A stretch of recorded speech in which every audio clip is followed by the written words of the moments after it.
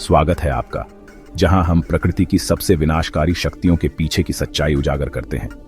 आज हम आपको हिमालय के हृदय में ले चलते हैं, भारत की सबसे घातक घटनाओं में से एक, हिमालयी बादल फटने के पीछे के विज्ञान, राजनीति और जीवन रक्षा की कहानियों को समझने के लिए। बादल फटना कम समय में, आमतौर पर एक छोटे से क्षेत्र में अत्यधिक वर्षा होने को कहते हैं, जिसके परिणाम स्वरूप भीषण बाढ़ और भूस्खलन होते हैं। वैज्ञानिक रूप से इसे किसी विशेष क्षेत्र में प्रति घंटे 100 मिमी 3.9 इंच से अधिक वर्षा के रूप में परिभाषित किया जाता है। ये सामान्य तूफान नहीं होते। बादल फटने की विशेषताएं हैं: अचानक भारी वर्षा, कुछ ही मिनटों में मूसलाधार बारिश, तेज हवाएं और अक्सर ओले गिरना। लेकिन हिमालय जैसे पहाड़ी क्षेत्रों में खड़ी ढलानों, नाजुक पारिस्थितिकी और तीर्थ स्थलों की जनसंख्या घनत्व के कारण विनाश 10 गुना बढ़ जाता है। हिमालय अपनी अनूठी भौगोलिक और मौसम संबंधी विशेषताओं के साथ बादल फटने के हॉटस्पॉट हैं। इसके कारण ये हैं: पहला, ओरोग्राफिक लिफ्ट। बंगाल की खाड़ी से आने वाली मानसूनी हवाएं हिमालय की खड़ी ढलानों से टकराती हैं। जैसे ही गर्म नम हवा ऊपर उठती है, वह तेजी से ठंडी होती है, जिससे घने बादल बनते हैं। विशिष्ट वायुमंडलीय परिस्थितियों में ये बादल अति संतृप्त हो जाते हैं और हिंसक रूप से फटते हैं। दूसरा, हिमालयी सूक्ष्म जलवायु। प्रत्येक घाटी या चोटी की अपनी सूक्ष्म जलवायु होती है। अचानक तापमान में बदलाव से स्थानीय बादल बनते हैं। तीसरा, जलवायु परिवर्तन। भारतीय मौसम विज्ञान विभाग (IMD) और IPCC के अध्ययनों से वायुमंडलीय नमी में वृद्धि और अप्रत्याशित हवा के पैटर्न का पता चलता है। हिमालय के ग्लेशियर पिघल रहे हैं, जिससे जल विज्ञान बदल रहा है। समुद्र की सतह के तापमान में वृद्धि से मानसून की तीव्रता प्रभावित होती है। चौथा, स्थलाकृतिक जाल। संकरी घाटियां कीप की तरह काम करती हैं। जब बादल फटते हैं तो पानी के निकलने का कोई रास्ता नहीं होता, जिससे तुरंत अचानक बाढ़ आ जाती है। आइए भारतीय हिमालयी राज्यों में इसे तोड़कर देखें, क्योंकि हर राज्य त्रासदी और लचीलेपन की अपनी कहानी कहता है। जम्मू और कश्मीर और लद्दाख। लेह बादल फटना 2010, 200 से अधिक मौतें, 900 घायल। लद्दाख के ठंडे रेगिस्तान में प्राकृतिक वनस्पति की कमी है, जिससे कटाव और बढ़ जाता है। अप्रत्याशित पश्चिमी विक्षोभ तेज हो गए हैं। हिमाचल प्रदेश। कुल्लू मनाली क्षेत्र में वार्षिक बादल फटने की घटनाएं होती हैं। 2023 में किन्नौर और मंडी में बादल फटने के बाद भूस्खलन हुए। सतलुज पर जल विद्युत परियोजनाएं गाद को बढ़ाती हैं। उत्तराखंड। केदारनाथ आपदा 2013, बादल फटने प्लस ग्लेशियल झील के फटने GLOFU से हुई। अलकनंदा, मंदाकिनी नदियां उफान पर थीं। बद्रीनाथ, चमोली और पिथौरागढ़ अत्यधिक संवेदनशील है। सिक्किम। जलवायु अस्थिरता से तीस्ता नदी में बाढ़ का खतरा बढ़ गया है। बारिश के बाद भूस्खलन से गंगटोक और लाचुंग नियमित रूप से बाधित होते हैं। अरुणाचल प्रदेश, तवांग और ईटानगर हर मानसून में अचानक बाढ़ से प्रभावित होते हैं। आपदा अवसंरचना सीमित है। असम, पहाड़ी जिले, हाफलोंग और दीमा हसाओं में अचानक बाढ़ आती है। मेघालय और नागालैंड, चेरापूंजी, दुनिया का सबसे नम स्थान, अक्सर बादल फटने जैसी बारिश का सामना करता है। 1973 में उत्तराखंड के ग्रामीणों ने अपने जंगलों को बचाने के लिए पेड़ों को गले लगाया। यह प्रतिष्ठित चिपको आंदोलन बन गया। 2013 में केदारनाथ के कुछ हिस्सों को किसने बचाया? जिन क्षेत्रों में चिपको के माध्यम से जंगलों का संरक्षण किया गया था, वहां कम क्षति हुई। घने देवदार और रोडोडेंड्रोन के जंगलों की प्राकृतिक बाधाओं ने बहाव को धीमा कर दिया। सबक: संरक्षण जीवन बचाता है, जबकि जलविद्युत स्वच्छ ऊर्जा का वादा करती है। यह नाजुक इलाकों में एक जोखिम भरा व्यवसाय है। बांध नदी के प्रवाह को बदलते हैं। टिहरी बांध भागीरथी को प्रभावित करता है। सुरंग खोदना भूविज्ञान को कमजोर करता है। चार धाम सड़क परियोजना संवेदनशील क्षेत्रों से होकर गुजरती है। पर्यटन निर्माण में उछाल। नदियों के पास होटल प्राकृतिक जलमार्गों को अवरुद्ध करते हैं।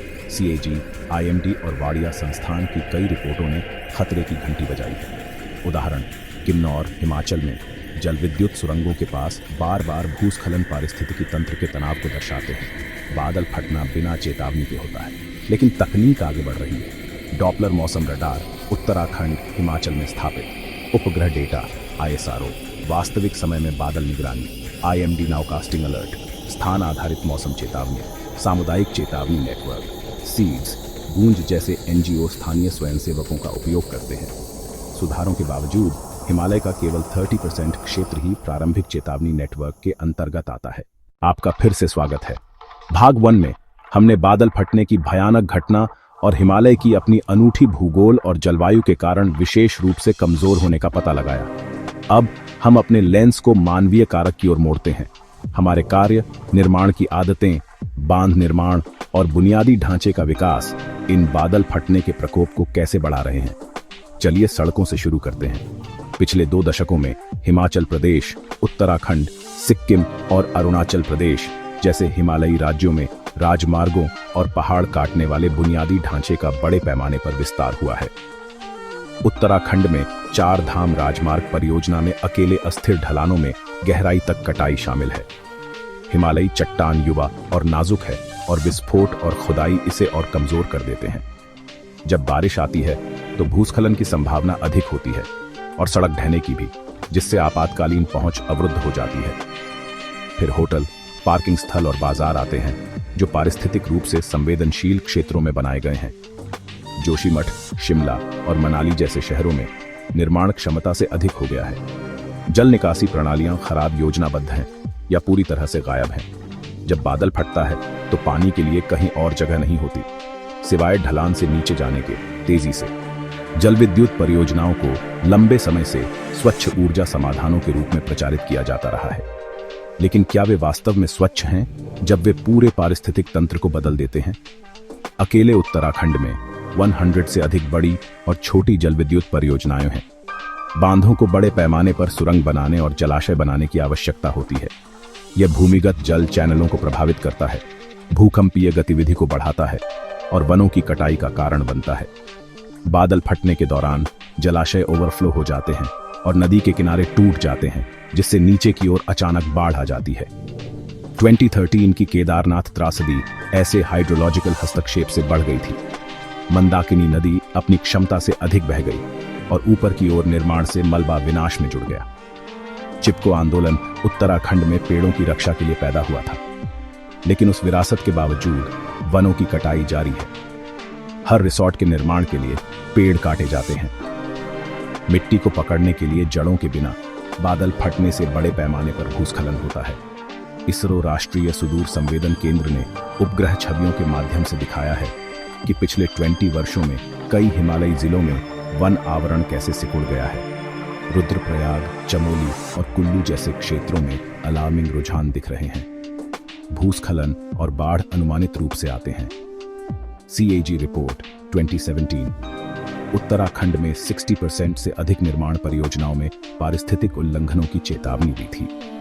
सुप्रीम कोर्ट विशेषज्ञ समिति 2020 निष्कर्ष निकाला कि 4 धाम राजमार्ग परियोजना अपरिवर्तनीय क्षति पहुंचा रही है। IPCC 6वीं रिपोर्ट 2021 स्पष्ट रूप से उल्लेख करती है कि हिमालय में मानवीय अतिक्रमण एक प्रमुख भेद्यता है। NIH राष्ट्रीय हाइड्रोलॉजी संस्थान पाया कि उचित जल निकासी के बिना शहरी विकास बाढ़ के जोखिम को कई गुना बढ़ा देता है। नमामि गंगे जैसी सरकारी योजनाओं का उद्देश्य नदी के स्वास्थ्य को बहाल करना है, लेकिन उनकी सफलता नियमों को लागू करने पर निर्भर करती है। NDMA राष्ट्रीय आपदा प्रबंधन प्राधिकरण ने दिशा निर्देश जारी किए हैं, लेकिन कार्यान्वयन खराब है। दूसरी ओर चायमसोन, चिराग और गूंज जैसे गैर सरकारी संगठन सक्रिय रूप से डिग्रेडेड पहाड़ियों को बहाल कर रहे हैं, पेड़ लगा रहे हैं और ग्रामीणों को शिक्षित कर रहे हैं। हिमाचल के ग्रामीण अब नदी के किनारों के पास रहने से बचते हैं।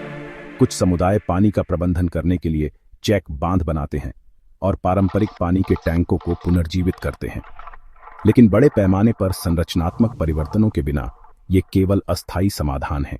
हिमालय में बादल फटने पर बनी हमारी खास सीरीज के भाग 3 में आपका स्वागत है।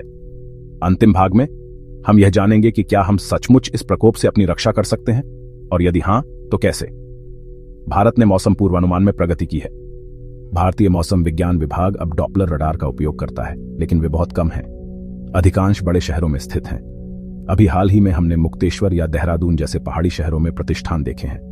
हमें क्या चाहिए? अचानक नमी के उछाल का पता लगाने के लिए सघन सेंसर नेटवर्क, बहाव के रास्तों का अनुमान लगाने के लिए AI आधारित बार्ड मॉडलिंग, उपग्रह लिंकेज के साथ वास्तविक समय में मोबाइल अलर्ट, GPS से पहले अवलोकन होता था। पहाड़ी समुदाय जानवरों के व्यवहार, हवा के पैटर्न और कीड़ों की गतिविधियों पर नजर रखते थे। पक्षियों का नीचा उड़ना या जंगलों में अचानक सन्नाटा छा जाना आने वाले तूफान के संकेत थे। सामुदायिक कार्यशालाओं और स्कूल पाठ्यक्रम के माध्यम से ऐसी बुद्धिमत्ता को पुनर्जीवित करना एक संकट चेतावनी मॉडल बना सकता है। पारंपरिक प्लस मॉडर्न। पर्यावरण संवेदनशील जोनिंग। नदियों के 500 मीटर के भीतर कोई निर्माण नहीं। ढलान संवेदनशील योजना। ढलानों को स्थिर करने के लिए विस्फोट से बचें और जैव इंजीनियरिंग का उपयोग करें। हरित अवसंरचना। पारगम्य सड़कें, वर्षा उद्यान और प्राकृतिक जल निकासी सीमेंट के जंगलों की जगह लेनी चाहिए। देशी प्रजातियों के साथ वनीकरण। ओक, रोडोडेंड्रोन और देवदार, यूकेलिप्टस नहीं। नदी तल खनन पर प्रतिबंध। अनियमित रेत खनन नदी तल को गहरा करता है और अचानक बाढ़ को गति देता है। वन्यजीव पुनर्स्थापन कार्यक्रम।